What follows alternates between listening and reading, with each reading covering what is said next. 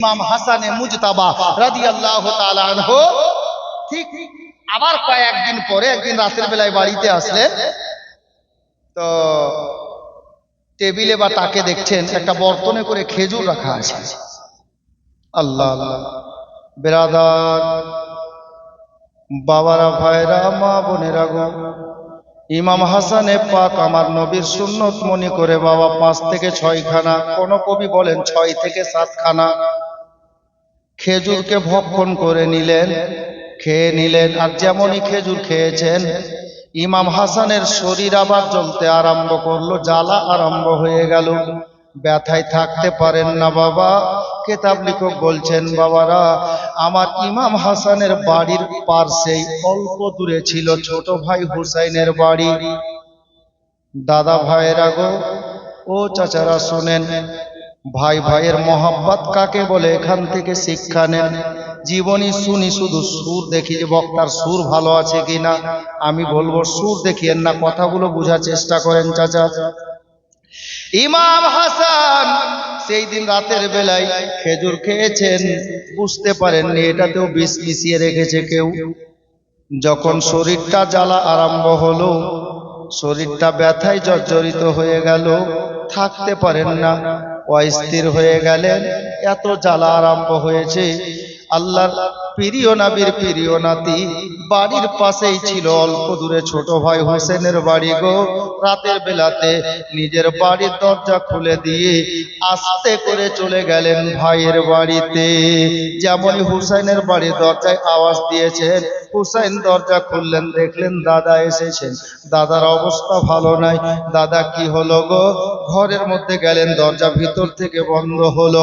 আমি প্রত্যেকটা ভাইকে বলছি, দাদা ভাইয়ের মহব্বতটা দেখেন। ইমাম হাসানকে বাড়ির মধ্যে নিলেন, হুসাইনে পাক ঘরে নিয়ে গেলেন।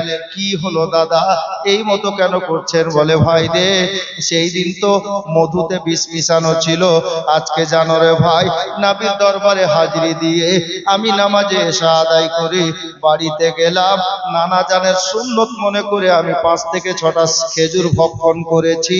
আর ওই খেজুরের মধ্যে কোন দুষ্ট দুরাচার বিষ মিলিয়ে রেখেছিল, বুঝতে পারিনি ভাই। ওই খেজুরটা ভক্ষণ করে নিয়েছি, আর ভক্ষণ করার পরে শরীরে জ্বালা আরম্ভ হয়েছে, যেটা সহ্যের বাইরে হয়ে গেল। বাবারা, ভাইরা, মা বোনেরা গো, ইমাম হুসাইনে পাক রাদিয়াল্লাহু তাআলা আনহু আমার ইমাম হাসানকে ঘরের মধ্যে বিছানায় বসালেন। সারা রাত বড় দাদার পাশে বসে কখনো পিঠে হাত দিচ্ছেন, কখনো মাথায় হাত দিচ্ছেন, কখনো হাতে হাত দিচ্ছেন, পায়ে হাত দিচ্ছেন, দাদাকে সান্ত্বনা দিচ্ছেন, সেবায় লেগে আছেন।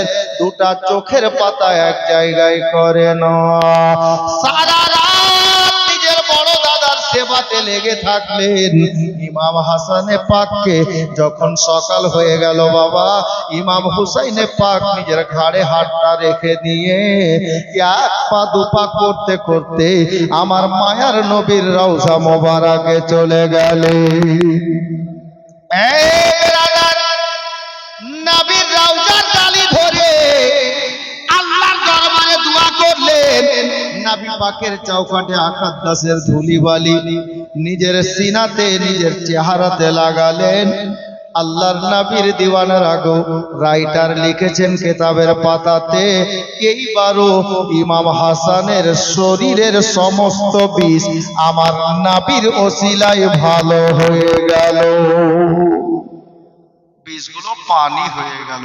আচ্ছা বলেন, কিতাব লেখক লিখছেন এই মতো করে কখনো খাবারে, কখনো আপনার কি বলে মধুতে, কখনো খেজুরে গুনতি করে অল্প কিছুদিনের মধ্যে ইমাম হাসানকে 5 বার বিষ দেওয়া হলো, কিন্তু কে দিচ্ছে বুঝতে পারা যাচ্ছে না। আচ্ছা বলেন, এই লোকটার মন কি করবে?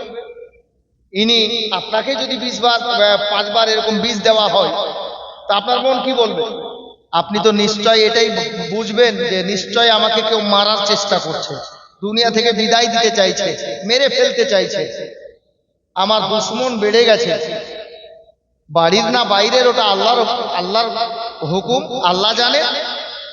ওটা তো আর জানা নেই যে কে বিষ মিশাচ্ছে, তবে নিশ্চয় আমাকে মারার চেষ্টা চালাচ্ছে। আল্লাহু আকবার কবীরা। ইমাম হাসানে পাক চিন্তা ভাবনা করতে করতে অসুস্থ হয়ে গেলেন। অসুস্থ হয়ে বিছানায় পড়ে গেলেন বাবা। কিন্তু এহেন অবস্থাতে ইমাম হাসানে মুজতাবা রাদিয়াল্লাহু তাআলা আনহু একদিন রাতের বেলাতে বিছানায় ঘুমিয়ে আছেন, একটা স্বপ্ন দেখলেন বাবা। আর যেমনই স্বপ্নটা শেষ হয়েছে, আমার ইমামে হাসানের ঘুমটা ভেঙে গেল। বিছানায় উঠে বসে গেলেন। গভীর রাতের কথা, যেমনই ভোর হয়েছে বাবা, আর ঘুম এলো না আমার ইমাম হাসানকে। ভোরবেলাতে ফজরের নামাজ আদায় হচ্ছে, নামাজ আদায় হয়ে গেল। ইমাম হাসান বড় বেটা ইমামে কাসিমকে ডাক দিলেন, কাসিম রে, হযরতে কাসিম লাব্বাইক বলে প্রেজেন্ট বলে আব্বার সামনে হাজির। আব্বা হুকুম করেন, বলে বেটা রে, পরিবারে যত লোকজন আছে, তোর ভাইকে আর তোর বোনদেরকে, চাচি আম্মা, ফুফু আম্মা, নিজের আম্মা যারা বাড়িতে আছে রে, সবাইকে আমার সামনে ডেকে আনো বেটা। সবাইকে খবর করে দাও আমি তোমার আব্বা সবাইকে নিজের কাছে ডাকছি।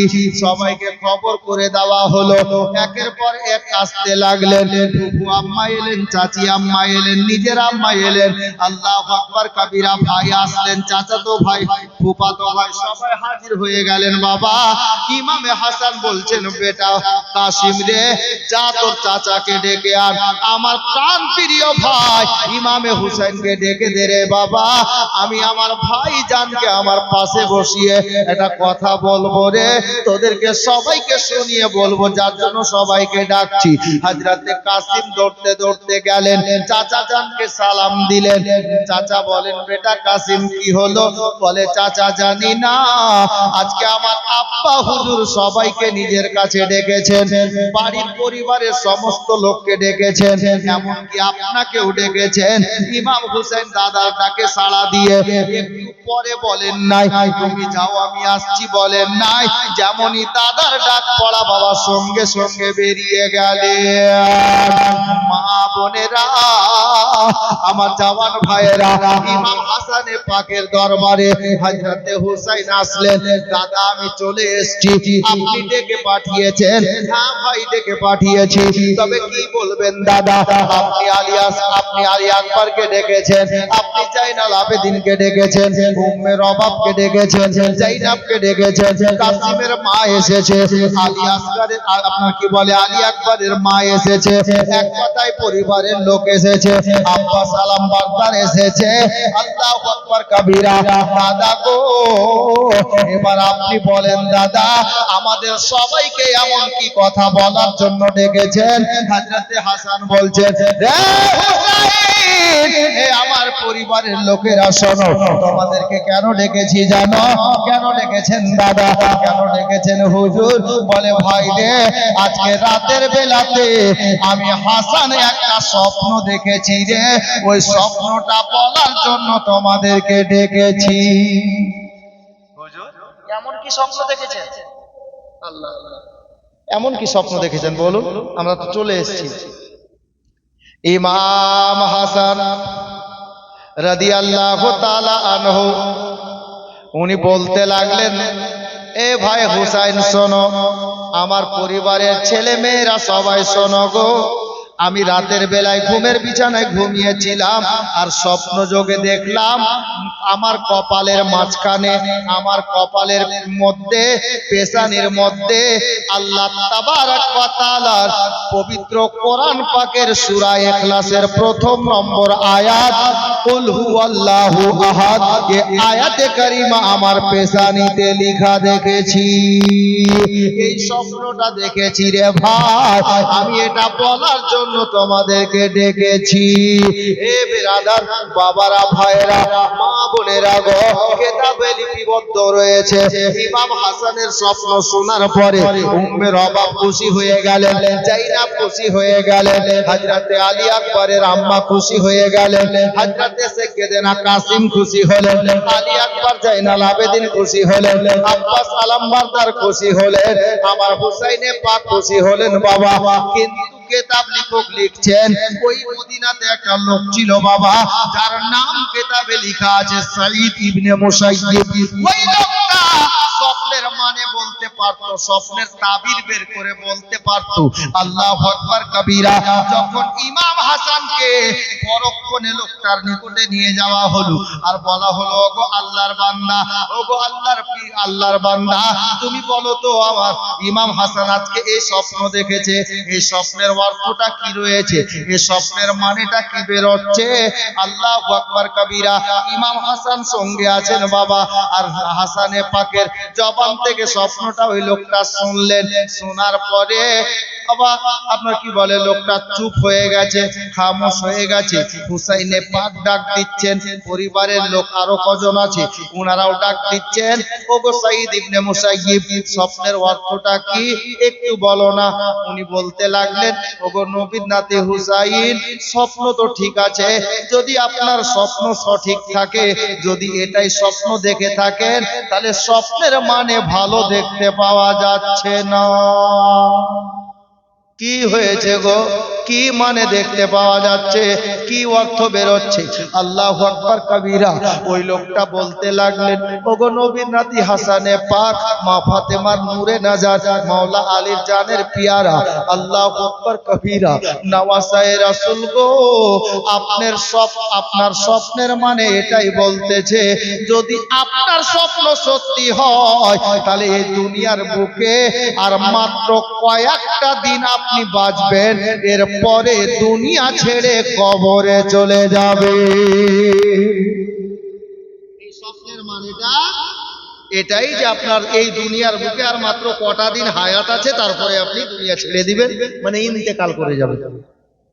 আচ্ছা বলেন তো, কোন ডাক্তার আপনাকে আমাকে যদি ডাইরেক্ট বলে দেয়, মৌলভী সাহেব তোমার কোনো অসুখ পেলাম না, ওষুধ দিতে পারলাম না, যা ইচ্ছা খেয়ে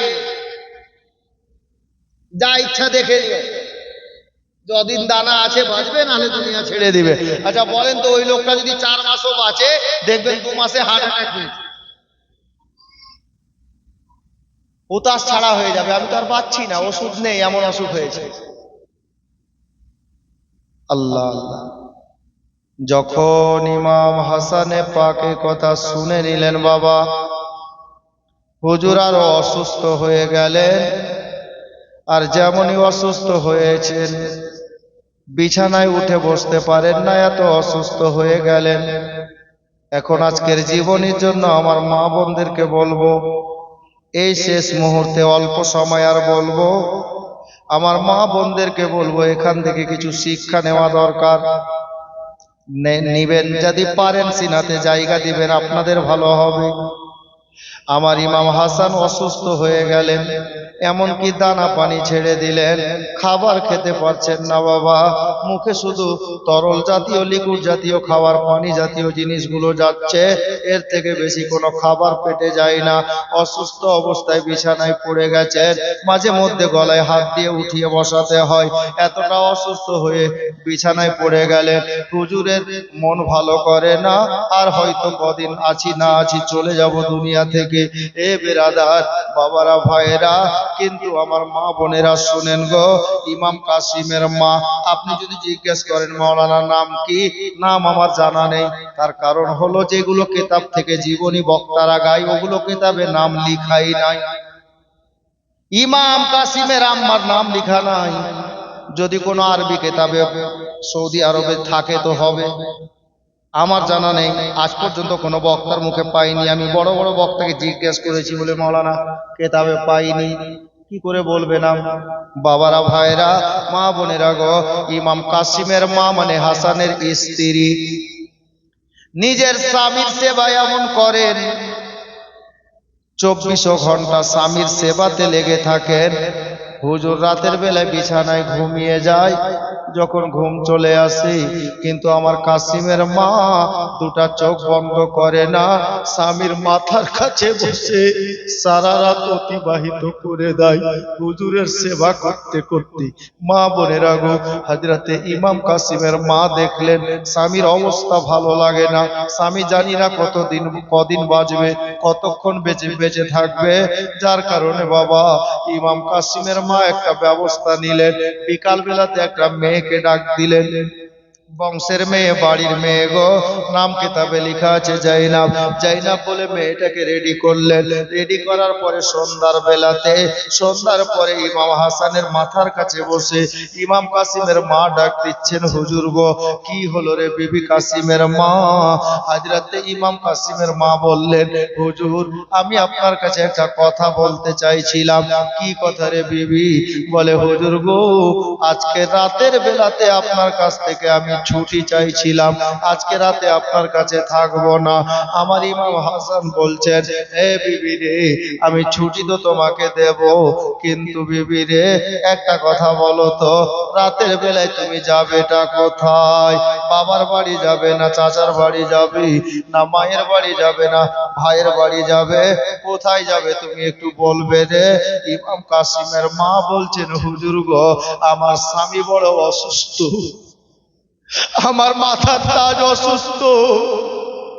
ওগো সারদার, আপনার দরবারে আমি আরজ করছি, আজকে রাতের বেলাতে আমি আপনার কাছে থাকবো না, আপনার সেবাতে থাকবো না। আমি রাতের বেলাতে আমার মায়ার নবীর রওজাতে যাব, আর মায়ার নবীর রওজার জালি ধরে সারা রাত আল্লাহর দরবারে কাঁদবো, আল্লাহ পাক যেন আমার স্বামীকে সুস্থ করে দেয়। ইমাম হাসানে পাক বললেন, বিবি রে, ঠিক আছে রে বিবি, তুমি যাবে, আমি তোমাকে বাধা দিব না, ছুটি দেব, কিন্তু একটা কথা বলবো রে বিবি। কি কথা গো হুজুর?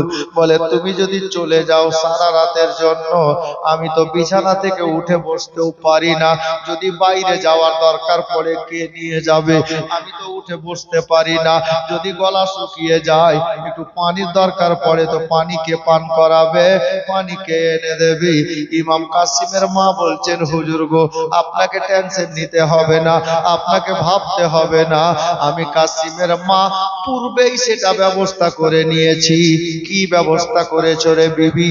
বলে, হুজুর গো, জাইনাব নামক মেয়েটাকে রেডি করেছি, আমি যখন ঘর থেকে বেরোবো, জাইনাবকে বসিয়ে বেরোবো, আমি যতক্ষণ ফিরে আসবো না, জাইনাব আপনার মাথার কাছে বসে থাকবে, ঘুমাবে না। আপনার যখন যেটা দরকার পড়বে, আপনি আমার ওই জাইনাবটাকে বলবেন, জাইনাব আপনাকে যা লাগবে এনে দেবে, এটার জন্য চিন্তা লাগবে না। কিন্তু মা বোনেরা গো, শিক্ষার জিনিস কোনটা আছে দেখেন।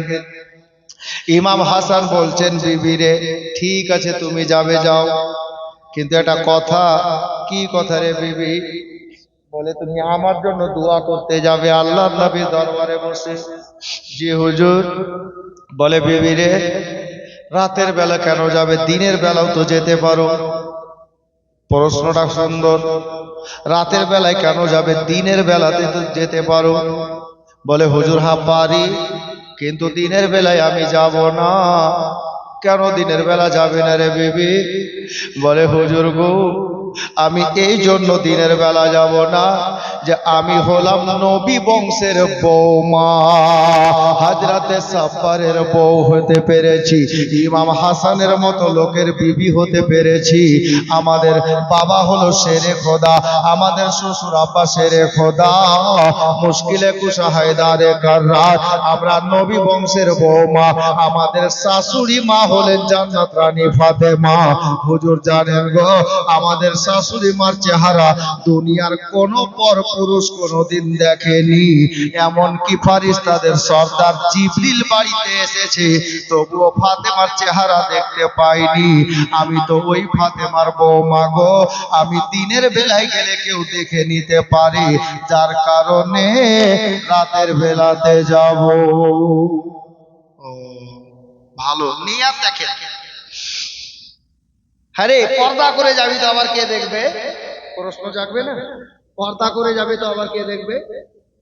কিন্তু মেয়েটার এরাটা কত পাকা, বড় পাকা পক্ত এরা।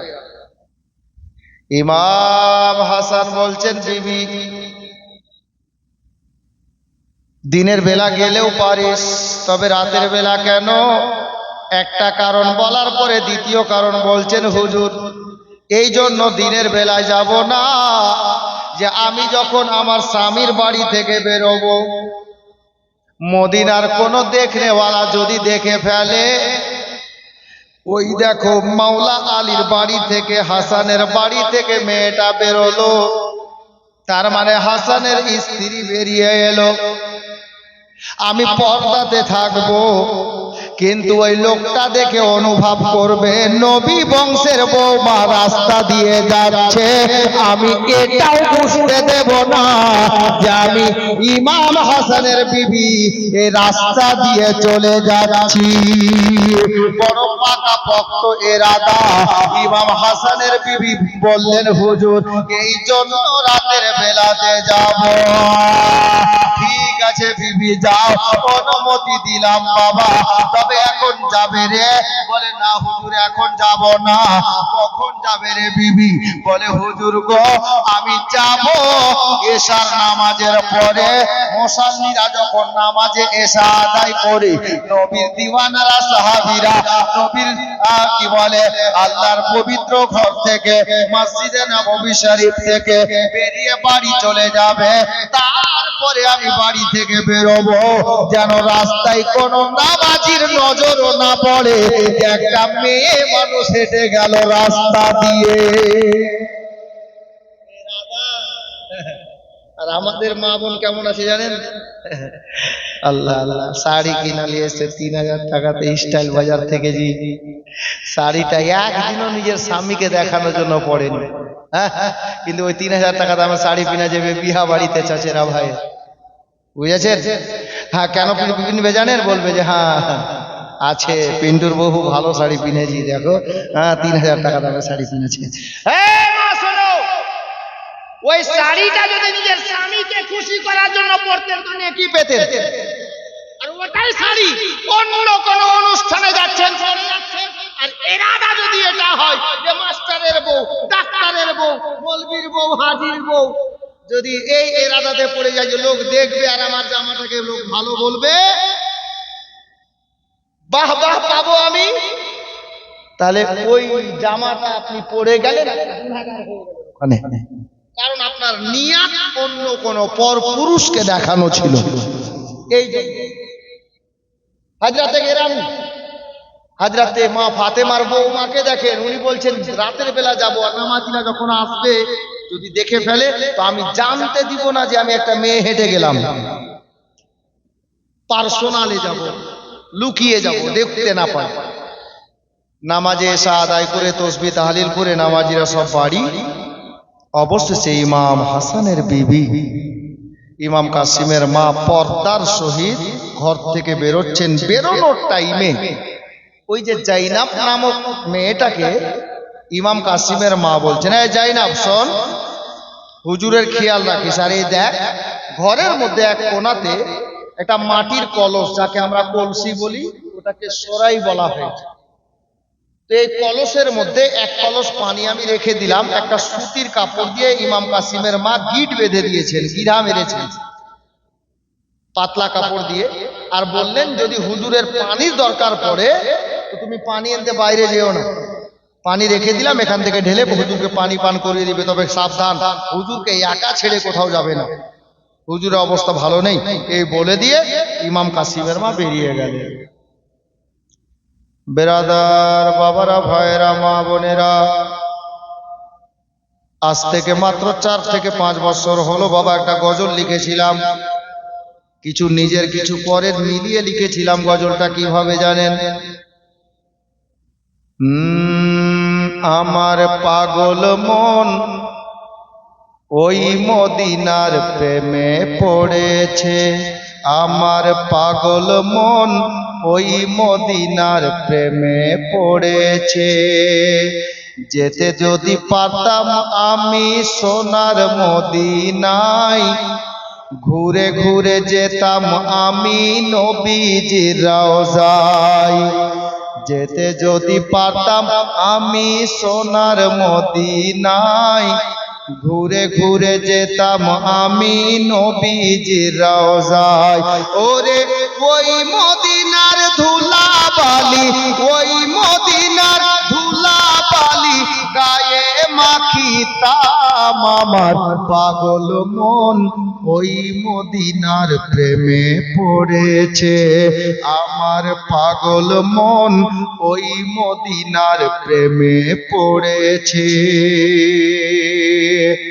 ইমাম হাসানের বিবি উনি গিয়ে রাতের বেলা গভীর রাতে রওজায় ঢুকে গেলেন নবী পাকের কদম মোবারকের দিকে বসে গেলেন নবীর রওজার জালি ধরে আল্লাহ দরবারে কান্নাকাটি করছেন আল্লাহ গো আমার স্বামী বাড়িতে অনেক অসুস্থ আছে আপনি সুস্থতা দান করেন কিন্তু বাবা একটা কথা মনে রাখবেন বাংলা শিক্ষিত লোক সবাই পড়েছেন প্রবাদ বাক্যের মতো কথাটা আছে রাখে আল্লাহ মারে কে আর মারে আল্লাহ বাঁচাই কে আল্লাহ রাখলে কেউ মারতে পারবে না আর আল্লাহ যদি নেবে সারা পৃথিবীর শক্তি লাগিয়ে লোকটাকে বাঁচানো যাবে না বাবারা ভাইরা গো ওইদিকে ইমাম কাসিমের মা দোয়া করছেন ভোর হয়ে এসেছে আল্লাহু আকবার কবীরা একটু এদিকে চলে আসেন বাবা ইমাম হাসান শুয়েছিলেন জাইনাব নামক মেয়েটা মাথার কাছে বসেছিলেন ইমাম হাসানের চোখটা খুলেছে ডাক দিচ্ছেন শরম থেকে চলে গেছে কাসিমের মা ঘরে নাই ডাক দিচ্ছেন কাসিমের মা এ কাসিমের মা জাইনাব মাথার কাছে বসে বসে বলছেন হুজুর আমি কাসিমের মা না আমি জাইনাব আছি হুজুর কিছু লাগবে নাকি গো আমি জাইনাব তৈরি আছি হুজুর হযরতে কাসিমের মা এখন বাড়িতে নাই উনি রওজা মোবারকে আছেন আমার ইমাম হাসানে মুজতাবা ডাক দিয়ে বলছেন জাইনাব রে আমার হুলকুম বড় শুকিয়ে গেছে রে সিনাটা শুকিয়ে গেছে পিপাসিত হয়েছি তৃষ্ণা পেয়েছি জাইনাব এক গ্লাস পানি আমাকে দে রে এক পিয়ালা পানি আমাকে দে হযরতে জাইনাব কি করলেন বাবা জানেন একটা পিয়ালা হাতে নিলেন একটা পানির বর্তন হাতে নিলেন ওই রাতের বেলায় কলস ভর্তি করা পানি রাখা আছে ওই জায়গায় আমার জাইনাব গেলেন বাবা পানিটা ঢালতে যাবে কি দাঁড়িয়ে দাঁড়িয়ে একটা কথা মনে পড়ে গেল এই পানিটা সন্ধ্যা রাতের পানি রাতটা শেষ হয়ে ভোর হয়ে গেল একে আমরা আমাদের ভাষায় বাসি পানি বলি সন্ধ্যা বেলায় এক জগ পানি বা এক বোতল পানি যদি আপনি টিওল থেকে চেপে রেখে দেন কুয়া থেকে এনে রেখে দেন সকাল বেলা ওই পানির টেস্ট বা মজাটা পরিবর্তন হয়ে যাবে স্বাদ আলাদা হয়ে যাবে জাইনাব চিন্তা করলেন আল্লাহ এটা সন্ধ্যা রাতের পানি আছে এখন যদি পানিটা হুজুরকে দিই ওই টেস্ট পাওয়া যাবে না তাই পানি আর ঢাললো না জাইনাব ফিরে এসে হুজুরকে বলছেন ইমাম হাসানকে বলছেন হুজুর কি হলো রে জাইনাব বলে হুজুর পানি তো ঘরে রাখা আছে তবে এই পানি আপনাকে আমি এখন দিচ্ছি না কেন রে বলে যদি আপনার হুকুম পাওয়া যায় হুজুর পানিটা হলো সন্ধ্যা রাতের পানি এই পানিটার টেস্ট আলাদা হয়ে গেছে এটা বাসি হয়ে গেল হুজুর যার কারণে এই পানি আপনাকে আমি দিতে চাইছি না আপনার অর্ডার পাওয়া গেলে আপনার জন্য আমি একটু ঘরের বাইরে যেতাম আর ঠান্ডা শীতল তাজা পানি এনে দিতাম আপনি নিজের পিপাসা নিবারণ ভালোভাবে করতেন তৃষ্ণা নিভিয়ে যেত পিপাসা আপনার কি বলে নিবারণ হয়ে যেত আল্লাহু আকবার কবীরা ইমাম হাসান বললেন জাইনাব ঠিক আছে যখন এটা মন করছে তো যা পানি আন বলে দিয়ে হুজুর আরাম করতে লাগলেন চোখটা লাগবো লাগবো ভাব এই লাগবো লাগবো ভাব হওয়াতে ওই দুষ্ট দুরাচার জানি না ছেলে না মেয়ে ঘরের মধ্যে কেউ ঢুকলো আর ওই পানির মধ্যে কাজ করে বেরিয়ে গেছে হুজুর বুঝতে পারেননি যখন বেরোতে যাচ্ছে হুজুরের মনে হলো ঘরে কেউ আছে যেমনই চোখটা খুলবেন দেখা গেল কেউ একজন ঘর থেকে বেরিয়ে চলে গেল চিনতে পারা গেল না কে ছিল বুঝতে পারা গেল না তবে কেউ গেল উনি আবার বিছানা জাইনাব পানি আনতে গেলেন আর ইমাম কাসিমের মা ওদিকে দোয়া শেষ করে উনি চিন্তা করলেন আল্লাহ এখন ফজরের আজানের টাইম কাছাচ্ছে এখন নামাজিরা জেগে যাবে কেউ এসে তাহাজ্জুদ পড়বে আবার কেউ এসে আজান দেওয়ার জন্য অপেক্ষা করবে তো নামাজিরা বাড়ি থেকে বেরোনোর আগে আমাকে বাড়ি চলে যাওয়াই ভালো যার জন্য ইমাম কাসিমের মা কি করলেন দোয়া দরুদ শেষ করে নবীর রওজায় সালাম জানিয়ে নবীকে আর রওজা মোবারকে জালিতে চুমা দিয়ে উনি বেরিয়ে গেলেন বাড়ি ইমাম হাসানের স্ত্রী সাহেবা যেমনই বাড়ির দরজায় পা রেখেছেন, ইমাম হাসান ডাক দিয়ে বলছেন, জাইনাব আসলি নাকি রে? কাসিমের মা বলছেন, হুজুর আমি জাইনাব না, আমি হলাম কাসিমের মা। যেমনই কাসিমের মা বলেছেন, ইমাম হাসান বলছেন, বিবি রে, এ বিবি কাসিমের মা। জি হুজুর বলেন। বলে, বিবি আমি অনেক পিপাসিত হয়েছি, একটু পানি আমাকে দাও, হুলকুম শুকিয়ে গেছে, সিনাটা শুকিয়ে গেছে রে বিবি। হযরতে কাসিমের মা বললেন, হুজুর জাইনাবকে যে বসিয়ে রেখে গিয়েছিলাম, জাইনাব কোথায়? বলে, জাইনাবের দোষ নেই, জাইনাবকে বকিস না রে, জাইনাব আমার অর্ডার নিয়ে গেছে, আল্লাহু আকবার কবীরা, ও পানি আনতে বাইরে গেছে, ও আমার হুকুমের বাইরে যায়নি। এ বেরাদার, হযরতে গেরামি ইমাম হাসানকে বলছেন, উনার স্ত্রী সাহেবা কাসিমের মা বলছে, হুজুর গো ঠান্ডা পানি আনতে গেছে আমি মানলাম, কিন্তু ওই পাগলি কি জানে না পানির অপর নাম কেতাবে জীবন লেখা আছে, অল্প পানি পান করিয়ে পানি ঠান্ডা আনা যেত।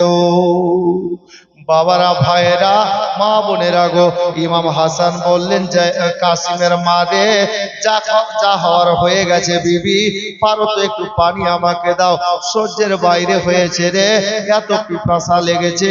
হযরতে গেরামি কাসিমের মা এবার একটা গ্লাস হাতে নিলেন বাবা, আর ওই সন্ধ্যা রাতের পানি যেখানে রাখা আছে ওই কলসটার কাছে গিয়ে বাবা দাঁড়ালেন। ওনার মনে সন্দেহ জাগলো। খুতবাতে মুহাররমে লেখক লিখছেন, হযরতে কাসিমের মায়ের মনে সন্দেহ জাগলো, কিন্তু মা কাসিমের মা রাতের বেলাতে সুতির কাপড় যেটা বেঁধে গিয়েছিলেন বাবা, ওই কাপড়ে যাওয়ার সময় গিট মেরে গিয়েছিলেন, যেইভাবে জটা গিট মেরেছিলেন উনি লক্ষ্য করে দেখলেন, ধ্যান দিয়ে তাকিয়ে দেখলেন, বুঝতে পারা গেল ওই গিট গুলো ওই মতোই আছে, 19-20 বুঝতে পারা গেল না, যার কারণে সন্দেহ আবার দূর হয়ে গেল। আল্লাহ আল্লাহ, যেমনই সন্দেহ দূর হওয়া, কাসিমের মা এক গ্লাস পানি ওখান থেকে ঢেলে নিলেন। আল্লাহ আল্লাহ, পানিটা ঢেলে নিয়ে এক কদম দুই কদম করতে করতে আমার ইমাম হাসানে মুজতাবার নিকটে হাজির। হাজির হয়ে হুজুরকে বিছানায় উঠিয়ে বসালেন, আর গ্লাসটা হুজুরকে দিলেন, হুজুর নেন পানি পান করেন। যেমনই পানিটা পান করেছেন, গ্লাসটা মুখ থেকে টেনেছেন বাবা, ইমাম হাসান বলছেন, কাসিমের মারে। জি হুজুর বলেন। বলে, বিবি কোন পানি আমাকে দিলে রে বিবি? কেন হুজুর কি হলো? বলে, বিবি রে, যে পানিটা পান করেছি আমার পেটের মধ্যে বলতে বলতে যাচ্ছে কত দূর গেল। কেন হুজুর কি হলো? বলে, বিবি রে, যে পানিটা পান করেছি বিবি, এটা মনে হচ্ছে পৃথিবীর সব থেকে দামি বিষ মাখানো আছে। এ বিবি রে, আবার ভিতরটা চলে গেল রে, আবার ভিতরটায় আগুন জ্বলে ওই মতো জ্বালা করছে রে, আমার মনে হচ্ছে নাড়ি ভুড়ি কেটে যাচ্ছে। এইদিকে কথা বলছে রে বাবা, আর ওইদিকে জাইনাব ঠান্ডা পানি নিয়ে আবার ইমাম হাসানের দরজায় এসে বলছেন, হুজুর এই নেন আমি চলে আসলাম, ঠান্ডা পানি পান করে। এ বাবারা, আবার ইমাম হাসান বলছেন, জাইনাব রে, আর ঠান্ডা পানি লাগবে না রে, আমি বুঝতে পেরে গেছি আমার জীবনের শেষ পানিটা আমি পান করে নিয়েছি। জাইনাব, আমার নবী বলেছেন এই পৃথিবীর পানি পান করলে আবার পিপাসা লাগবে রে, কিন্তু হাউজে কাউসারের পানি যদি আল্লাহর কোন বান্দা বান্দি একবার পান করে নাই রে, তাকে আর 50,000 বছর পিপাসা লাগবে না। জাইনাব, আমি বুঝতে পারছি রে, এই দুনিয়ার পানি আমার কিসমত থেকে উঠে গেছে, আমি এবার হাউজে কাউসারে হাসানের পানি আমার মায়ার নবীর হস্ত মোবারক দিয়ে পান করব। বাড়িতে হাহাকার মেতে গেল। আবার হুজুরকে কি হয়ে গেল গো? ইমাম হাসান আর থামতে পারেন না বাবা, উল্টি হতে লাগলো। একটা তসবা সিলাপচি যাকে বলা হয়, একটা বর্তন সামনে ধরা হলো বাবা। আর যেমনই বর্তন ধরা হলো, আমার হুজুর দু চারবার উল্টি করলেন বাবা। উল্টি করলেন তো বুঝতে পারা গেল যে মানুষটা কয়েকদিন ধরে কোনো দানা খায়নি গো। উনার পেট থেকে আবার কিছু বেরিয়ে সিলাপচিতে ওই তস্তিতে পড়েছে। ইমাম হাসানের বিবি হযরতে কাসিমের মা হুজুরকে বিছানাতে রেখে দিয়ে যেমনই তস্তিখানা হাতে নিয়েছেন বাবা, হাতে নিয়ে দেখছেন আল্লাহ আল্লাহ, ডাক দিয়ে বলে যাইনাব রে, দেখবে তো আসরে বল কি হলো গো? কাসিমের মা বলে যাইনাব গো, আমার কাসিমের আব্বাকে আর হয়তো আমরা বাঁচিয়ে রাখতে পারবো না, আর আমরা বাঁচাতে পারবো না, আর কোনো মেডিসিন দিয়ে লাভ হবে না। বলে কেন গো কাসিমের মা? বলে বোন রে, যেই মানুষটার পেটের নাড়ি ভুড়ি গুলো টুকরো টুকরো হয়ে কেটে মুখ দিয়ে বাইরে চলে এসছে রে, ওই মানুষটাকে আর কি করে বাঁচানো যাবে? এ বেরাদার, বাড়িতে কান্নার রোল জারি হয়ে গেল। হুজুরের নাড়ি ভুড়ি কলেজা গুলো টুকরো টুকরো হয়ে কেটে বাইরে বেরিয়ে এসেছে। আবার ইমাম হাসান ওই ভোরবেলাতে নিজের বড় বেটা কাসিমকে ডাক দিলেন, হে বেটা কাসিম রে, একটা কাজ কর রে বেটা। কি কাজ গো আব্বা? বলে বেটা তাড়াতাড়ি যা রে, তোমার চাচা আমার প্রাণের ভাই ইমাম হুসাইনকে আমার কাছে ডেকে দাও রে, আমরা দুই ভাই দুটা কথা বলে নি। এ বেরাদার, আব্বার অবস্থায় মতো দেখে ইমাম কাসিম দৌড়তে আরম্ভ করেছেন। ফজরের টাইম কাছিয়ে আসছিল বাবা। এহেন অবস্থাতে ইমাম কাসিম গিয়ে চাচার দরজায় আওয়াজ দিলেন। চাচা বলে যেমনই ডাক দিয়েছেন গো, আমার ইমাম হুসেন বাবা জেগেছিলেন, উনি জাগ্রত অবস্থায় ছিলেন। একই ডাকে দরজা খুলে দিয়েছে, আর দেখছেন কাসিম হাঁপাচ্ছে বাবা। হযরতে ইমাম হোসেন বললেন, বেটা কাসিম কি হলো রে? এই ভোর রাতে তুমি দৌড়তে দৌড়তে এসছো, হাঁপাচ্ছ বেটা, কি হলো রে? বলে চাচা গো, দেখবেন তো তাড়াতাড়ি চলেন গো, আমাদের বাড়ি চলেন, আমার আব্বার অবস্থা ভালো নয়, আব্বা ডাকতে পাঠিয়েছে। আরে বেটা কি হলো একবার তো বল রে। বলে চাচা বলার সময় নাই, তাড়াতাড়ি করে চলেন, আব্বা ডেকে পাঠিয়েছে। যেই মানুষটা নাড়ি ভুড়ি কেটে মুখ দিয়ে বাইরে চলে এসছে, ওই মানুষটাকে আর বাঁচানো যাবে কি করে? আমার হোসাইন সঙ্গে সঙ্গে ওখান থেকে ভাতিজার সঙ্গে লাগলেন দাদার বাড়ির দিকে দৌড়তে। আল্লাহু আকবার কবীরা। আমার ইমাম হোসাইন যেমনই বাবা ইমাম হাসানের ঘরের দরজাতে এসেছেন, এ দাদা ভাইয়েরা, ভাই ভাইয়ের সঙ্গে চলাফেরা নাই গো, ভাই ভাইকে দেখতে পারে না। আমি তাদেরকে বলবো শিখে নেন বাবা। ইমাম হাসান হাত দুটোকে বিছানায় শুয়ে বাড়িয়ে দিয়েছে। এ হুসাইন আয় ভাই আয়, আমার সিনাতে জড়িয়ে যা রে, একবার দুই ভাই গলা মিলিয়ে নি রে। আল্লাহু আকবার কবীরা। দাদা দাদা বলে কাঁদতে কাঁদতে গিয়ে আমার ইমাম হুসাইন দাদার সিনার সঙ্গে জড়িয়ে গেলে। ইমাম হাসান বলছে, ভাই হুসাইন আমার অবস্থা ভালো নাই রে, আর হয়তো দুনিয়াতে জানি না কতক্ষণ আছি রে, দুনিয়া ছেড়ে দেব ভাই, একটু জাইনাবকে কাছে ডাক ভাই। হযরতে জাইনাব আসলেন, হযরতে জাইনাবকে কাছে ডেকে বোন জাইনাবের হাতটা নিলেন, হুসাইনের হাত নিলেন বাবা, আর জাইনাবের হাতখানাকে হুসাইনের হাতের মধ্যে আমার ইমাম হাসানের মতো রেখে দিয়ে বলছেন, হে ভাই হুসাইন, হুসাইন রে, এ জাইনাবকে তোমার হাতে সঁপে দিলাম, তোমার বৌদিরা রইল, তোমার ভাস্তা ভাস্তিরা রইল, ছেলে মেয়ে পরিবার বর্গ যত রইল, আহলো আয়াল যত রইল রে, এ ভাই হোসাইন, আজকে তোর বড় দাদা হাসান তোর হাতে সঁপে দিল। এ বেরাদার, আবার হোসেন বলছে দাদা এ মতো বলিয়েন না গো, আপনি যদি দুনিয়া থেকে চলে যান দাদা, আমি দাদা বলে কাকে ডাকবো, আমাকে ভাই বলে সিনাইকে জ্বলাবে। আমরা নানার রওজা মোবারকে দুই ভাই একসঙ্গে গিয়ে সালাম পড়তাম গো, আমি কার সঙ্গে নবীর রওজাতে হাজিরি দেব। জুমার নামাজে দুই ভাই একসঙ্গে যেতাম, পাঁচ ওয়াক্তের নামাজে একসঙ্গে যেতাম। দাদা গো, প্রতিদিন সকাল সন্ধ্যাতে আমাদের জনম দুঃখী দুঃখিনী মা হযরতে জান্নাত রানী ফাতেমা জান্নাতুল বাকি কবরস্থানে আরাম করেন। দাদা, আমরা দাদা ভাই মিলে একসঙ্গে মায়ের কবরের কাছে গিয়ে দাঁড়িয়ে মাকে সালাম করতাম গো। আপনি দুনিয়া ছেড়ে দিলে দাদা, আমি কার সঙ্গে গিয়ে মাকে সালাম জানাবো?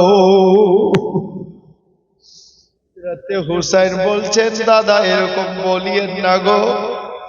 হযরতে হাসান বলছে ভাই রে, আমার অবস্থা ভালো লাগে না, আমি আর বেশিক্ষণ দুনিয়াতে থাকবো না।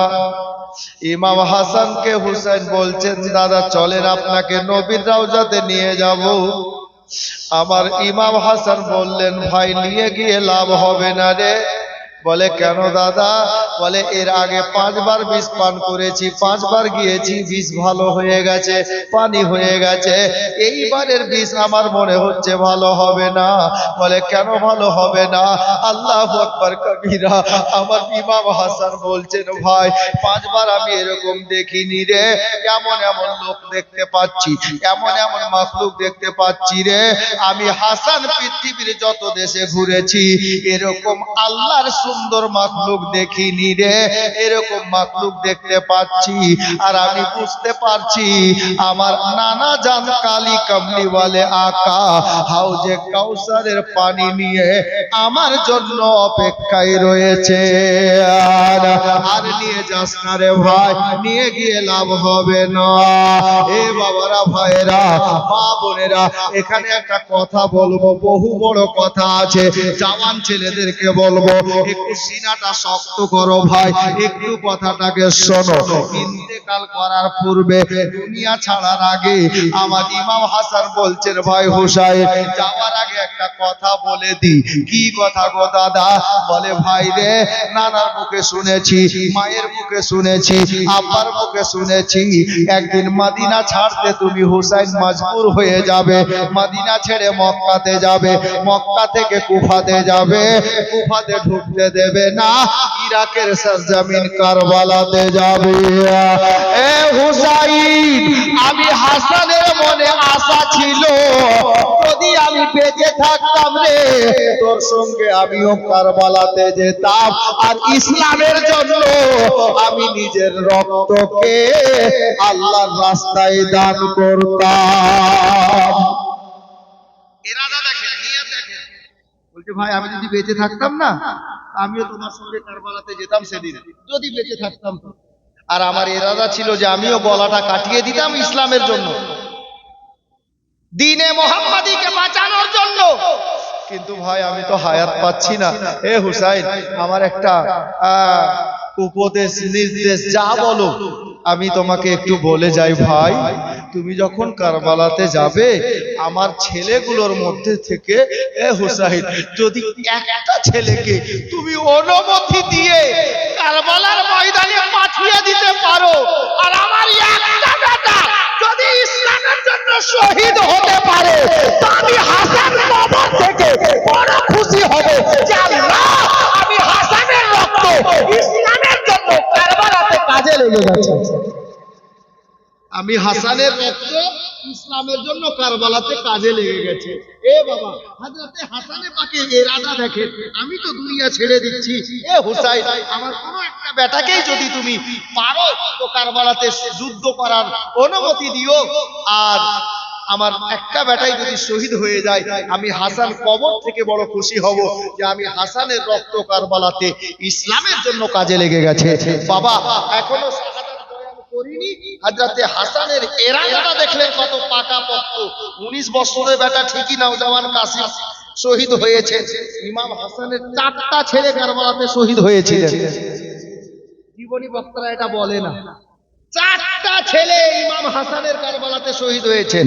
ইমাম হাসানের ছেলে মেয়ে কটা জানেন? একটা জীবনী বক্তাও বলে না। আমি গ্রামের ছেলে, কিন্তু আমার বাপের ঘর থেকে বলছি না, কিতাব থেকে বলছি। ইমাম হাসানের মোট ছেলে মেয়ে 16 জন। মনে রাখিয়েন, আমি যে কিতাব থেকে বলছি, কিতাবে লেখা আছে 16 জন। কটা ছেলে কটা মেয়ে পরে বলছি, বলবো, আজকে সবটা উত্তর দেবো, ঘাবড়াবেন না। যেটা কালকের বাকি আছে ওটাও দেবো, এখন বললাম এটাও দেবো। তবে বেরাদার, আজকে দ্বিতীয় রাত্রিতে আল্লাহু আকবার কবীরা ইমাম হাসানের এরাদা দেখেন। আমার কোনো একটা ছেলেকে যদি শহীদ হওয়ার রাস্তা করে দিতে পারো, আমি হাসান কবর থেকে খুশি হব। ইসলামের জন্য আমার রক্ত আল্লাহর রাস্তায় কাজে লেগে গেছে, ইসলামের জন্য আমি নিজের রক্তকে কাজে লাগাতে পেরেছি, আমি বড় খুশি হব ভাই হোসাইন। আমি বলবো এই মুহূর্তে শাহাদাত বয়ান শুরু হয়ে গেছে, 5টা মিনিট লাগবে, শেষ হয়ে যাবে, তারপর সালাম পড়ে দেব। আমি বলবো 5টা লোককে আজকে ইমাম হাসানের এরাদা ইসলামকে ভালোবেসে নবীর মোহাব্বতে বেটার কুরবানি দিতে বললেন। 5টা লোক 500 টাকা করে টাকা আল্লাহর রাস্তায় দিতে পারবেন? আছে কোনো আল্লাহর বান্দা? 5 জন, এক একজন কেউ পারবেন 500 টাকা, বেশি নয়। আছেন? নেই তো কালকে দিয়ে হাত দেখেন। এখন 2 দিন আর বাকি আছে, মাত্র 5টা লোক, বেশি না। 500 টাকা পাঞ্জাতনের মহব্বত দান শেষ রাতে হয়। আজকে যখন কথা জেগে গেল, হাসানে পাক তো বেটার কুরবানি দিতে বললেন নিজের ভাইকে। ভাই কেমন, দাদা কেমন, আল্লাহু আকবার।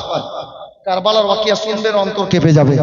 500 টাকা একটা কোন আল্লাহর বান্দা দেখেন, মাশাআল্লাহ, আলহামদুলিল্লাহ। আমার এক দাদা, উনি ইশারা করছেন 500 টাকা উনি দিবেন। নারে তাকবীর, নারায়ে রিসালাত, ইসলাম বলেন জিন্দাবাদ। দ্বিতীয় নম্বরে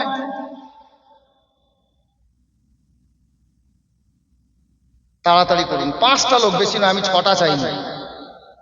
থাকে তো দেন। এই ভাই নিয়ে এসো, টাকাটা নিয়ে এসো। মাশাআল্লাহ, দেখতে পাচ্ছি, আলহামদুলিল্লাহ। এরা দাদা ভাই, তাই না?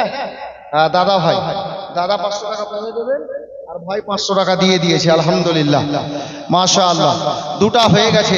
3 নম্বরে 500 টাকা, বেশি নয়, 500 টাকা চেয়েছি পাঞ্জাতনের বস্তায়। হযরতে গিরামি কালার পশু আপনারা দান করবেন, বাস 3টা লোক আর হয়ে যান, 2 জন হয়ে গেছে। 3 নম্বরে পারবেন না? 500 টাকা একজন কালকে দিয়ে না নিয়ে এসেছেন পকেটেতে, একজন কেউ ইশারা করেন যে কালকে দেব। আল্লাহর ওয়াস্তে নবীর মহব্বতে নবীর মাহফিলে বসে পারবেন? কোন আল্লাহর বান্দা? আল্লাহ আল্লাহ।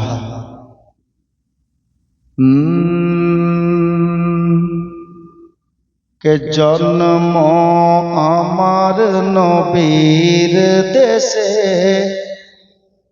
হলে কেমন হতো, জন্ম আমার নবীর দেশে হলে কেমন হতো, 2 নয়নে রাসূলে পাক দেখিলে কেমন হতো, জন্ম আমার নবীর দেশে হলে কেমন হতো। 3 নম্বরে পারবেন না? একজন 500 টাকা লেখাতে কালকে দিয়ে। কোন জওয়ান ভাই, দাদা, কেউ একজন, কোন চাচা নেই? আচ্ছা, কোন মা বোন পারবেন? বলেন তো। 5টা লোকের কাছে চেয়েছি, দেখা যাক কে দিল। ছেলে না মেয়ে? ছেলে। তুমি দিলা? আচ্ছা, ভালো কথা, তুমি ছেলে তো আছো, দেখেই মনে হচ্ছে। সুবহানাল্লাহ, মাশাআল্লাহ। হ্যাঁ, দেখুন একটা জওয়ান ছেলে, 500 টাকা, আলহামদুলিল্লাহ। তাহলে 3 নম্বর হলো। 4 নম্বরে একটা ছন্দ পড়ে দিচ্ছি। জন্ম আমার নবীর দেশে হলে কেমন হতো, কেমন ছিল সেই দৃশ্য মদিনার, দেখেছেন সব সাহাবী। কি খেলছেন শিশু হাসান হুসাইন, সাথে দয়ার নবী, নবীর কাঁধ মোবারক নাতি হুসাইন, দেখলে কেমন হতো। নবী পাক জবানে ডাকছেন হাসান, শুনলে কেমন হতো। দুই নয়নে রাসূলে পাক দেখিলে কেমন হতো, জন্ম আমার নবীর দেশে হলে কেমন হতো। 4 নম্বরে একজন পারবেন না 500 টাকা? জি, আবার একটা ছন্দ দেব, বলেন। গজল আমি এই জন্য কম পড়ছি, জীবনী আগাচ্ছেন, আগাবে না গজল বেশি পড়লে। একটা ছন্দ আর দেবো। একজন 4 নম্বরে 500 টাকা, একজন হাত দেখান। নেই তো পরে দিয়েন, কালকে এসে দিয়ে দিয়েন। পারবে না কোনো ভাই, কোনো জওয়ান ছেলে, কোনো মা, কোনো বোন পাঠাতে পারবেন বা বলতে পারবেন যে কালকে দিব, আজকে নিয়ে আসেনি। মাত্র 5 জন চেয়েছি, 3টা হয়ে গেছে, 2টা আর লাগবে। আল্লাহর মেহেরবানিতে, নবীর মোহাব্বতে, আলে নবীর ভালোবাসায় আমার মাওলা আলীর বেটা বললেন আমার নিজের বেটাকে কুরবানি দেওয়ার জন্য ইসলামের রাস্তায় উনি তৈরি আছেন, ভাইকে নির্দেশ দিচ্ছেন। বাবারা, আমি তো বেটার কুরবানি চাইনি, আমি 500 টাকা পাঞ্জাতানের মোহাব্বতে চেয়েছি, 5 পাঞ্জাতানের ভালোবাসায় চেয়েছি। এ বেরাদার, একটা লোক কোন আল্লাহর বান্দা 4 নম্বরে আছেন, 500 টাকা লিখাবেন, কাল দিয়েন। পকেটে নাই বুঝতে পারছি, কালকে দিয়েন, খালি ইশারা করেন। পারবেন না? একজন আর নেই? আল্লাহু আকবার। রেকর্ড হচ্ছে কিন্তু আদালত মন্ডল টোলা, যেমন তেমন টোলা না।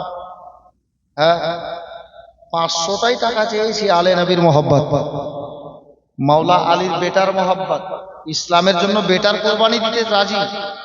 আমি 500টা টাকার কথা বলেছি। 4 নম্বরে একজন কেউ নেই আলে নবীকে ভালোবাসনেওয়ালা? হ্যাঁ, আল্লাহু আকবার, মাশাআল্লাহ। যে 2টা বাকি আছে ওই 2টাই সুবহানাল্লাহ। দেখেন আমার এই দাদাকে, উনি বলছেন যে 2টা বাকি আছে ওই 2টা আমি দিয়ে দিলাম। মারলাম 5টা কলম হয়ে গেল, কিন্তু আমার হিসাবে হয়নি। কি করে জানেন? আমি 5টা লোকের কাছে চেয়েছি, 3 জন থেকে 5টা কলম চাইনি। লোকটা দিয়ে 5টা হয়ে গেল, কিন্তু এটা তো রেকর্ড হয়ে গেল যে আমরিটোলার মতো গ্রামে 500টা টাকা আলে নবীর মোহাব্বতে বেরোলো না। আল্লাহু আকবার। 4 নম্বরে একজন পারলেন না, ওই ভাইটার নিয়ে আমি বুঝে নিলাম 5টা হয়ে গেছে, কিন্তু 5টা লোক হয়নি, 3 জন হলো। পারবেন না 4 নম্বরে একজন কেউ? ভাই, তোমার নিয়ত আল্লাহ পূর্ণ করুক, তোমার বলে দিয়েছি। উনি একাই 500 নগদ দিয়েছেন, 1000 বাকি, মানে 2টা কলম উনি একা দিয়েছেন। তো 4 নম্বরে কোন একটা আল্লাহর বান্দা আছেন যে নাম লিখাবেন, যে আল্লাহর নবীর মোহাব্বতে, হযরতে আলে নবীর মোহাব্বতে আজকে 500 টাকা 4 নম্বরে আলে নবীর ভালোবাসায় নবীর মাহফিলে বসে দান করলাম? নেই একটা কোন জওয়ান ছেলে? দেখেন মাশাআল্লাহ, নারে তাকবীর, নারে রিসালাত, ইসলাম বলেন জিন্দাবাদ। गुलाम-ए मुस्तफा जान देने से नहीं डरते, ये सर कहा जाए या कट जाए कुछ परवाह नहीं करते।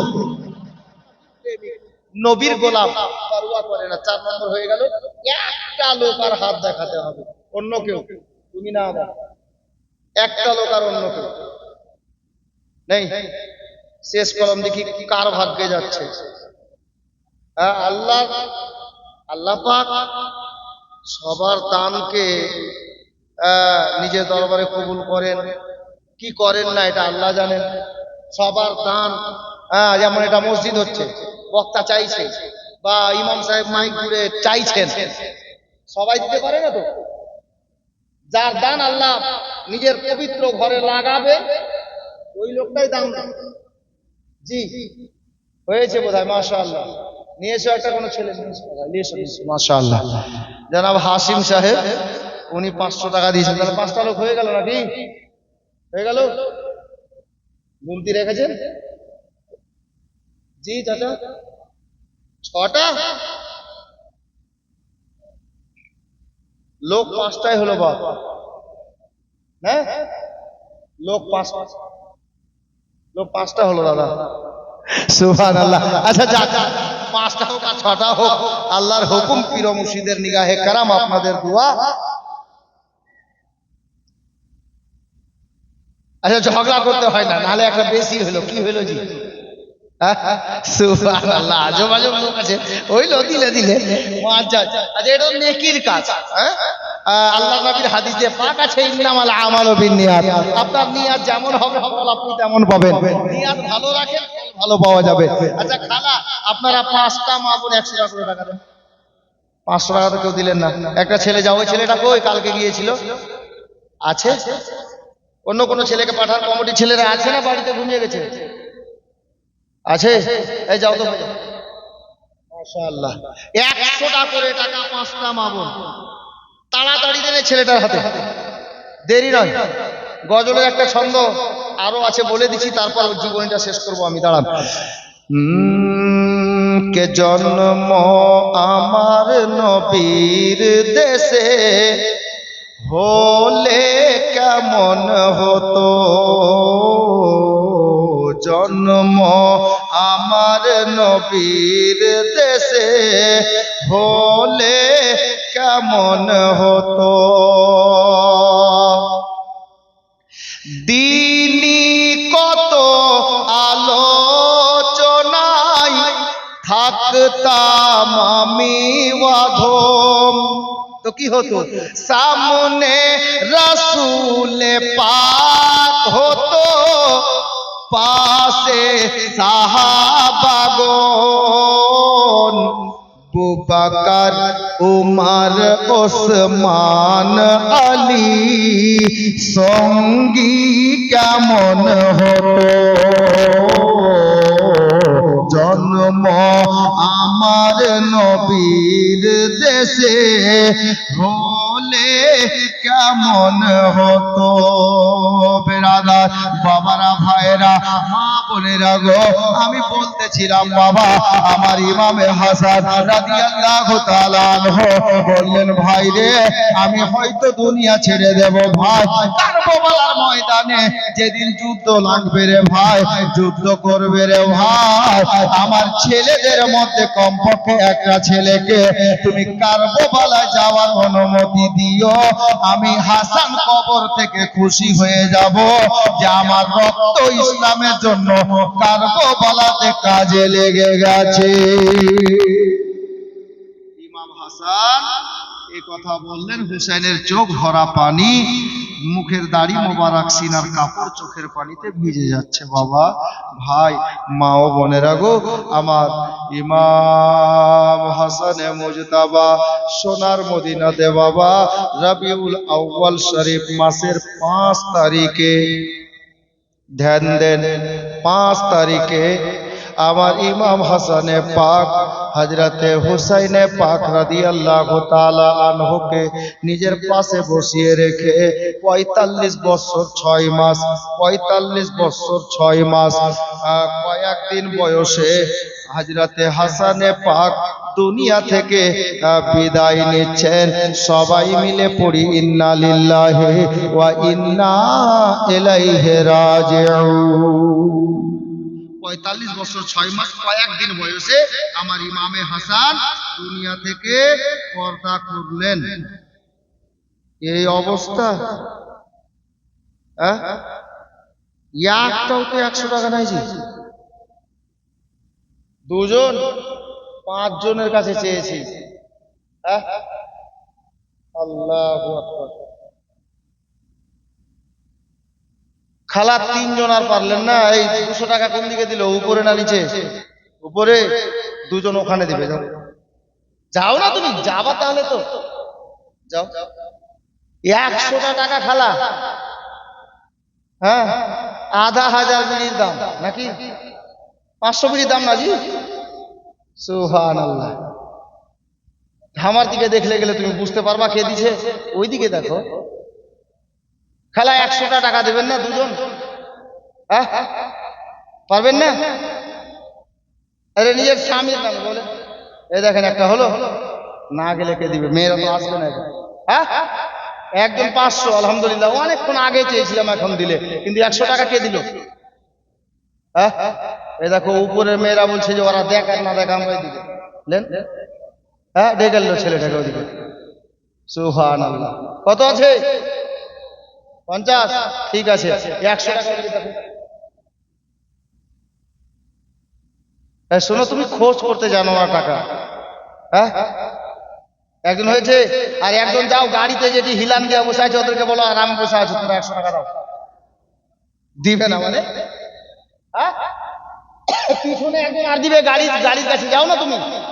সুবহানাল্লাহ। দুজন দিলে তো 4টা হলো, একটা কমই নেই। হ্যাঁ, 5টা এবার হবে। দেখো কাল থেকে আর গাড়িতে হিলানি দিবে না নাকি? সুবহানাল্লাহ। বেরাদার হইলো জি, হইলো? আচ্ছা ঠিক আছে, এদিকে এসো। কটা হলো? 5টা হলো না? ছেলেরা 500 করে, 6 জন দিলে এরা 5টা 100 হইলো। 100 টাকা লাগবে না কমসে কম, সংখ্যাতে তো সমান হোক। 100 টাকা এদিকে দেখো। হ্যাঁ, ওখানে দাঁড়াও। একজন বলেন খালা, তাড়াতাড়ি বলেন। না বললে কিন্তু আমি গজলও পড়ছি না। হ্যাঁ, বসলে গেলে কি দেখবে? একজন তাড়াতাড়ি 100 টাকা নিজের স্বামীর নামে দেন। পারবেন না? এবার দেখেন আমি তোমার মানুষ স্বামীকে ভালোবাসে কিনা এরা, ঠিকই না? হ্যাঁ, দেখি কে ভালোবাসে। দেখা রাখো ভাই, স্বামীকে যে ভালোবাসে ও 100 টাকা দেবে। পরিচয় লেন, আবার আল্লাহ জানে কার কার স্ত্রী এদিকে বসে আছে নাকি। ওটা আপনারাই বলতে পারবেন, প্রমাণ পেয়ে যাবেন যে কে ভালোবাসে আর কে বাসে। সুবহানাল্লাহ। বেরাদার হযরতে গেরামি, খালা একজন, এই খালি নামটা তুমি পরে লিখে খালি বলো না, হয়েছে? হ্যাঁ ভাই, দেখছো তোমাদেরকে একটাও ভালোবাসে না।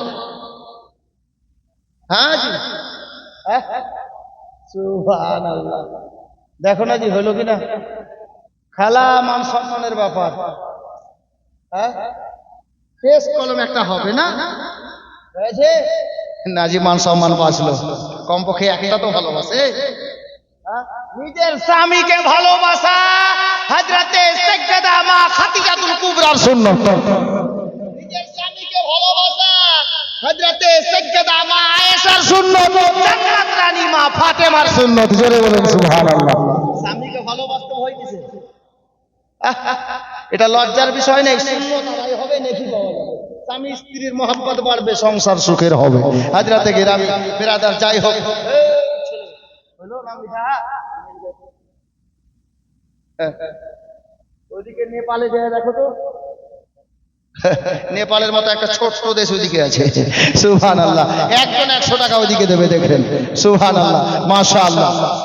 দেবে ইনশাআল্লাহ দেবে। কালকে দুজন দিয়েছিল, আজকে একজন দেবে না? কালকে নাসাওয়াতে দুজন পাঠিয়েছিল। যাই হোক, হযরতে গেরামি বলতে বলতে থেমে গেলাম।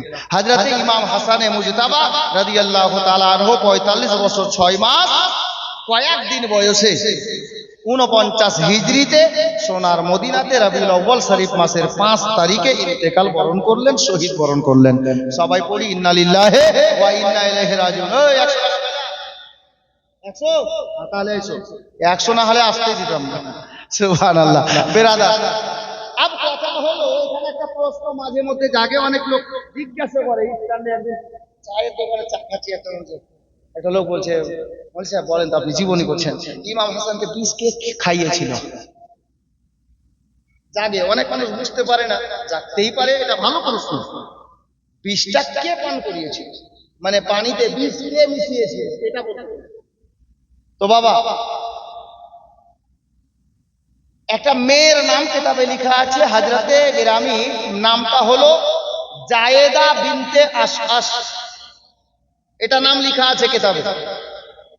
কিন্তু এটা নাম যদি আমি কেন পৃথিবীর কোনো বক্তা বলে তো ভুল হবে, এটা নাম বলা যাবে না। কেন? ইন্তেকালের পূর্বে ইমাম হাসান হযরতে হুসাইনে পাক জিজ্ঞাসা করেছিলেন ইমাম হাসানকে, বড় দাদাকে, যে হুজুর আপনাকে বিষ কে পান করিয়েছে, মানে পানিতে কে বিষ মিশিয়েছে, আপনি খালি নামটা বলেন। ইমাম হাসান কি বলেছিলেন? আচ্ছা ভাই, আমি যদি নামটা বলি তুমি কি করবে? নিশ্চয় লোকটাকে কতল করবে, এতে কোনো সন্দেহ নেই। বলছে হ্যাঁ নিশ্চয় আমি কতল করে দেব, যে আমার দাদাকে বিষ পান করিয়েছে, বিষ মিশিয়েছে পানিতে। ইমাম হাসান বলছে ভাই, টাইমটা ভোরের বেলার এরকম ছিল, জাইনাব ঘরে ছিল না, কাসিমের মাও ছিল, আমার চোখটা লেগে আসলো, আর এই মুহূর্তে কেউ ঘরে ঢুকেছে বুঝতে আমি পারিনি, যেহেতু দরজা খোলা ছিল। আর যখন ঘর থেকে বেরোচ্ছে আমি বুঝতে পারলাম কেউ মনে হচ্ছে ঘরে আছে। চোখ খুলে যখন দরজার দিকে দেখতে গেলাম, বেরিয়ে চলে গেল। আমি পিছন থেকে দেখলাম কে ছিল, আমি চেহারা দেখতে পাইনি। এখন অনুভব করছি। আর যদি বলি যে ওই লোকটা ছিল, যদি বলি যে ওই লোকটা ছিল, তাহলে ঠিক আছে তুমি ওকে কতল করবে। আর যদি ওই লোকটা না হয়, আমি তো মুখ দেখিনি, চেহারা দেখিনি, যদি ওই লোকটা না হয়, তাহলে আমি হাসান চাইছি না যে বিনা দোষে বিনা কারণে আমার জন্য কোনো মানুষ কতল হোক। যার কারণে আমার ইমাম হাসানে পাক কোন লোকের নাম নেননি। বিষ কে পান করিয়েছে এই নাম কিতাবে লেখা নেই, মানে বিষ কে মিশিয়েছে পানিতে। জায়েদা বিনতে আশআস নাম লেখা আছে কিতাবে, ইশারা করা হয়েছে ইমাম হাসানের স্ত্রীর ব্যাপারে, যে ইমাম হাসানের একজন স্ত্রীর নাম জায়েদা বিনতে আশআস। আর এটা ইয়াজিদি চক্রান্তে উনি বিষটা মিশিয়েছিলেন, নাউজুবিল্লাহ। চক্রান্ত তো ইয়াজিদের পক্ষ থেকে ছিল, এটা বাস্তব পরিষ্কার। কিন্তু বিষ কে মিশিয়েছে পানিতে এই নামটা পরিষ্কার নয়, কারণ আমার হুজুর ইমাম হাসান নামটা নেননি।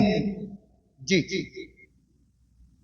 হযরত ইমাম হাসানে পাক ইন্তেকালের পূর্বে উনি বলে গিয়েছিলেন যে আমার ইন্তেকালের পূর্বে আমার কবরটা রওজায়ে রাসূলের মধ্যে বানিয়ে দিও। হুসাইনকেও বলেছিলেন, নবীর সাহাবীদেরকেও বলেছিলেন, কিন্তু সাথে এটাও বলেছিলেন যে আমার কবর নবীর রওজার মধ্যে বানাতে গিয়ে যদি মতভেদ সৃষ্টি হয়, দ্বন্দ্ব সৃষ্টি হয়, তাহলে আমার কবরটা আর ওখানে দেবে না, জান্নাতুল বাকি কবরস্থানে বানিয়ে দিবে। তারপরে উনি ইন্তেকাল করে গেছেন, শহীদ হয়ে গেছেন। যখন উনার ইন্তেকাল হলো, ইমামে হুসাইন এবং আরো কিছু নবীর সাহাবী যিনারা বাহায়াত ছিলেন, মদিনা ওয়ালারা, মদিনাবাসীরা, নবী পাকের রওজার মধ্যে কবর খুঁড়তে গেলেন। বাধা সৃষ্টি হলো, মতভেদ সৃষ্টি হয়ে গেল যে না, এখানে মাটি উনাকে দেওয়া যাবে না। এরকম যখন মতভেদ সৃষ্টি হলো, ইমাম হুসাইন জাজবাই জালালিতে এসে নিজের আপনার মায়ার থেকে, মানে কভার থেকে তালোয়ার বের করে ময়দানে নেমে গেলেন। এদিকে কোন মায়ের লাল থামে যে আমার বড় ভাইয়ের কবর নবীর রওজাতে নানা জানের পাশে হবে না, কে রুখতে পারে দেখি। তো হুসাইন যখন তালোয়ার নিয়ে ময়দানে নেমে গেলেন মদিনাতে, হুসাইনের সামনে আর কে আসবে? কেউ আসতেও পারছে না। অবশেষে বয়স্ক সাহাবী কয়েকজন আমার হুসাইনকে বলছে, এই নবীর নাতি হুসাইন, মা ফাতেমার নূরে নজর, একটু দাঁড়ান, কথা শুনেন। জি বলুন। বলে হুসাইন, আপনি কি ভুলে গেছেন আপনার বড় দাদা হাসান কি বলেছিলেন ইন্তেকালের পূর্বে?